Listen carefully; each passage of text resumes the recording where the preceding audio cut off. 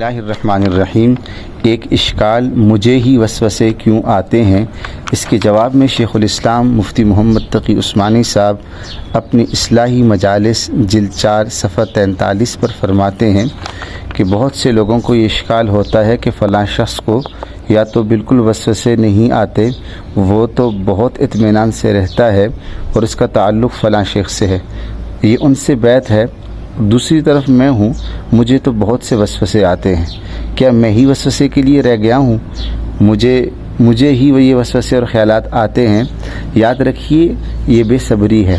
ارے تیرے لیے یہی مناسب تھا جو تیرے ساتھ ہو رہا ہے، اور اس کے لیے وہی مناسب تھا جو اس کے ساتھ ہو رہا ہے۔ یہ بھی ان کا کرم ہے اور وہ بھی ان کا کرم ہے۔ اس شخص کے لیے وہ کرم ہے، تمہارے لحاظ سے یہ کرم ہے۔ اگر تو ان وساوس پر صبر کر لے تو اس کے بدلے میں اللہ تعالیٰ نے نہ معلوم کیا درجات تیرے لیے رکھے ہیں۔ لہٰذا دوسروں کی طرف مت دیکھو کہ ان کو کیا مل رہا ہے، تمہیں جو کچھ مل رہا ہے وہ تمہارے لیے ٹھیک ہے۔ ہمارے حضرت ڈاکٹر عبدالحی عارفی رحمۃ اللہ علیہ اس مفہوم کا ایک شعر پڑھا کرتے تھے۔ فرمایا، مجھ کو اس سے کیا غرض، کس جام میں ہے کتنی میں، میرے پیمانے میں لیکن حاصل میں خانہ ہے۔ یعنی مجھے اس سے کیا غرض ہے کہ کس کو کیا ملا، جو اللہ تعالیٰ نے میرے پیمانے میں مجھے عطا فرمایا ہے، میرے لیے وہ سارے میخانے کا حاصل ہے۔ یاد رکھو اس دنیا میں مکمل راحت کسی کو حاصل ہو ہی نہیں سکتی، وہ ایڑی چوٹی کا زور لگا لے، چاہے وہ بڑے سے بڑا بادشاہ، بڑے سے بڑا امیر کبیر انسان ہو، اس لیے کہ یہ دنیا راحت کاملہ کی دنیا ہی نہیں۔ اللہ تعالیٰ نے اس کائنات میں 3 عالم پیدا فرمائے ہیں۔ ایک وہ عالم ہے جس میں راحت ہی راحت ہے، جس میں تکلیف کا اور غم کا اور صدمے کا نام و نشان نہیں ہوگا، وہ عالم جنت ہے۔ دوسرا عالم وہ ہے جس میں تکلیف ہی تکلیف ہے، غم ہی غم اور صدمہ ہی صدمہ ہے، جس میں راحت اور سکون کا نام و نشان نہیں ہے، وہ عالم جہنم ہے۔ اور یہ عالم دنیا جس میں ہم اور آپ گزر رہے ہیں، اس میں راحت بھی ہے اور تکلیف بھی ہے، اس میں غم بھی ہے اور خوشی بھی۔ یہاں کی کوئی راحت خالص نہیں، بلکہ ہر راحت کے ساتھ تکلیف کا کانٹا لگا ہوا ہے۔ یہاں کوئی خوشی خالص نہیں، بلکہ ہر خوشی کے ساتھ غم کا کانٹا لگا ہوا ہے۔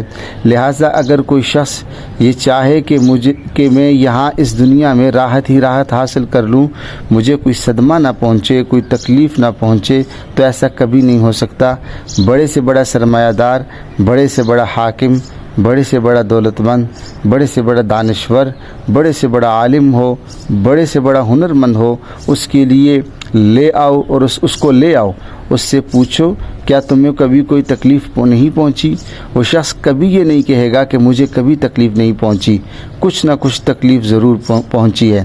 لہٰذا جب اس دنیا میں تکلیف پہنچنی ہی ہے تو اس تکلیف پر صبر کر لو، چاہے تو بے صبری کر لو، چاہو تو اللہ کے فیصلے پر راضی ہو جاؤ اور یہ کہہ دو کہ جو تکلیف ان کی طرف سے پہنچ رہی ہے اس پر راضی ہوں، اس کے نتیجے میں اس بشارت کے مستحق ہو جاؤ گے جو اللہ تعالیٰ نے بیان فرمائی سورہ زمر آیت نمبر 10 میں، انما یوفی الصابرون اجرہم بغیر حساب، بے شک صبر کرنے والوں کو بے شمار اجر ملے گا۔ لہٰذا اس دنیا میں جتنا سکون رضا بالقضاء یعنی اللہ کے فیصلے پر راضی ہونے کا ذریعہ حاصل ہو سکتا ہے، اتنا سکون کسی اور طریقے سے حاصل نہیں ہو سکتا۔ بہرحال رضا بالقضاء سے بڑھ کر اور سکون کا کوئی راستہ نہیں۔ اب یا تو اس ذریعے سے سکون حاصل کر لو یا عمر بھر راحت کے لیے تڑپتے رہو، وہ میسر نہیں آئے گی۔ خلاصہ یہ ہے کہ اس ملفوظ میں حضرت والا نے فرمایا اگر بالفرض وساوس کی طرف عدم التفات کے باوجود وسوسے ختم نہ ہو بلکہ پھر بھی مسلسل آتے رہیں تو اس سے مت گھبراؤ اور پریشان مت ہو، بلکہ ان وسوسوں کے آنے پر راضی ہو جاؤ اور یہ سوچو کہ جب میرے لیے میرے اللہ نے یہ مقدر کر دیا ہے تو میں اس پر خوش ہوں۔ البتہ ان وساوس کے تقاضوں پر عمل مت کرو۔